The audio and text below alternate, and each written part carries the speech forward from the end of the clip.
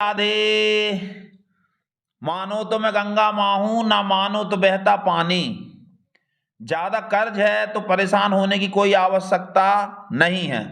जो मैं बताने जा रहा हूं उसको करो और उसको करने से फायदा होगा होगा होगा, होकर ही रहेगा। आपके घर में कांसे की, पीतल की या मिट्टी की परात, आप समझते हो, कोपर, बड़ी थाली होगी होगी। तो आप ऐसा करें कि खड़ा नमक ले लें। खड़े नमक को आपको पीसना है शुक्रवार के दिन। शुक्रवार के दिन उसको पीस के आप उस थाली में, परात में, कोपर में उसको आप भर लीजिए। उसको भरने के बाद में आपके ऊपर जो भी कर्ज है उसको आप उस नमक के ऊपर लिख दीजिए, उंगली से उकेरते हुए। अंक बन जाना चाहिए उस थाली के ऊपर। और उसके बाद आप भगवान गणेश जी की, लक्ष्मी माता की पूजा कर दीजिए और उस परात की भी पूजा कर दीजिए। रात भर उसको रखा रहने दीजिए। सुबह आप देखिए, शनिवार की सुबह की, वो जो आपने अंक बनाए थे, मान लीजिए आपने अंक बनाया 1,00,000। अंकों में बनाना है, शब्दों में नहीं बनाना। 1,00,000 वो जैसा का तैसा बना है या नहीं बना है। यदि वो मिट जाता है तो उस नमक को फेंक दीजिए, भगवान से प्रार्थना कीजिए, फिर अगले शुक्रवार फिर कीजिए।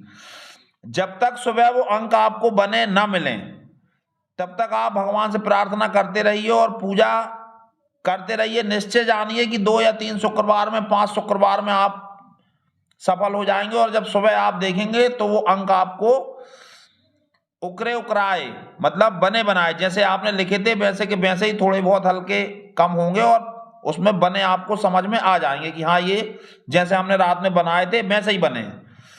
फिर उस नमक को आप मिट्टी के घड़े में भर लीजिए। जैसे मान लीजिए आपने 2 किलो नमक पीसा, 2 किलो नमक पीस के आपने 2 किलो की थाली में भरा, तो 2 किलो का एक मटका ले लीजिए।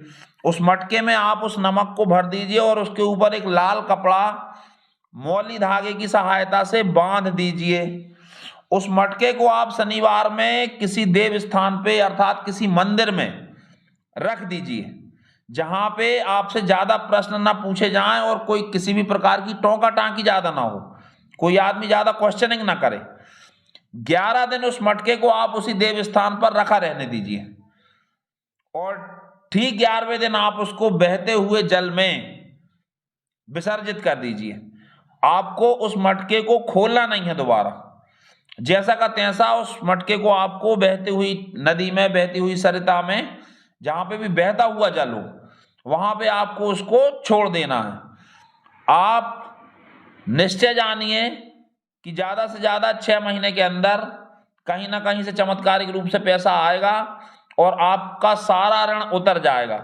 ये उपाय ऋण को दूर करने के लिए है, धन की प्राप्ति के लिए नहीं है। इस बात का विशेष याद रखें।